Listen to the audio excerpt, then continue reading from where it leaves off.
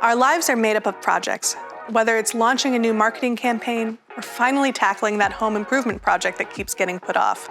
Most projects have a pretty obvious start and end point. But what about all the other stuff that happens in between? My name is Lulu Richter, a technical project manager at Smartsheet and a certified project management professional, or PMP.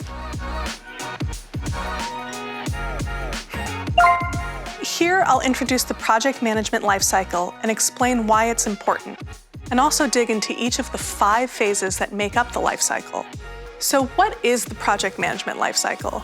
In short, it's a 5-phase process that outlines the general stages of any project: initiation, planning, execution, monitoring and controlling, and project close. Now that we have the definition out of the way, let's talk about its importance. Take the life cycle of a frog. There are many distinct phases between when a tadpole is hatched and it becomes a fully formed adult frog. Say, for example, a tadpole skipped the step of developing fully formed lungs and moved straight to sprouting legs. We'd end up with a bunch of out-of-breath frogs hopping all around, all because a key part of its life cycle was missed.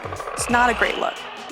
And that, my friends, is why each phase of a life cycle, whether in nature or your work projects, is so important. Better understanding the phases and how they work together will help you break down your project into more manageable chunks, and also ensure all the steps of your project are hit, so you don't end up with any Frankenfrogs. Let's get started. The first phase of the project management lifecycle is initiation. The goal here is to define the project and create a solid business case in order to gain buy-in from stakeholders. To do this, determine the time, budget, and team members necessary for the project. Then assess whether you have the available resources on top of any other projects already underway. Next, create a project charter, which is a shared document that clearly outlines key project details, like objectives, deliverables, risks, benefits, and stakeholder involvement. This should help secure the approval needed to start your project. Once approved, you can move on to phase 2, project planning. During this phase, you'll outline the nuts and bolts necessary to complete your project. The project plan should include the following components. Scope. This includes everything you want to achieve throughout the project in terms of strategic objectives and deliverables. Associated risks. These are unexpected issues that may pop up during the project. You should also identify a plan to mitigate them so you can pivot with ease. Necessary resources. This includes everything you need to deliver the project on time, as well as a plan for resource allocation and a detailed budget. Success metrics. These are measurements you use to gauge how the project is performing, including solid, tangible data points like key performance indicators or KPIs. A projected schedule. This outlines how and when each project task will be completed. And lastly, communication.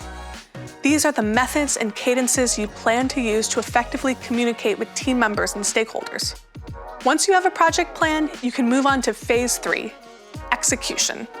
This is where the tactical project work is done. Execution starts with a kickoff meeting to discuss roles, responsibilities, and expectations, and continues until you complete all project tasks. It's important to outline time to meet with both the project team to address any issues that come up, and also with stakeholders to keep them in the loop on any changes to the original project plan.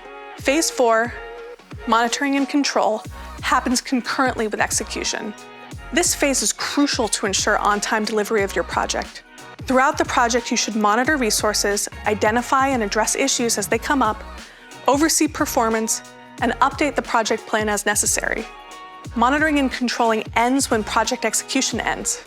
Then you'll move to phase 5, project closeout, the last phase in the project lifecycle. This phase signals the end of the project. At this point, you'll hand off all deliverables to stakeholders and conduct a project retrospective to address what went well and where there's room for improvement in future projects. Additionally, this is where you address any unfinished or incorrect deliverables and make a plan to resolve or complete them. Once everything is wrapped up, organize all project documentation for future reference and identify lessons learned with your project team. Congrats! You're now an expert on the project management lifecycle. Easy, right? For more helpful tips and tricks, check out the Project Management Guide and subscribe to our YouTube channel. Or if you're looking for a better way to plan, track, and manage your projects, take Smartsheet, a powerful work and project management software, for a spin with a free 30-day trial.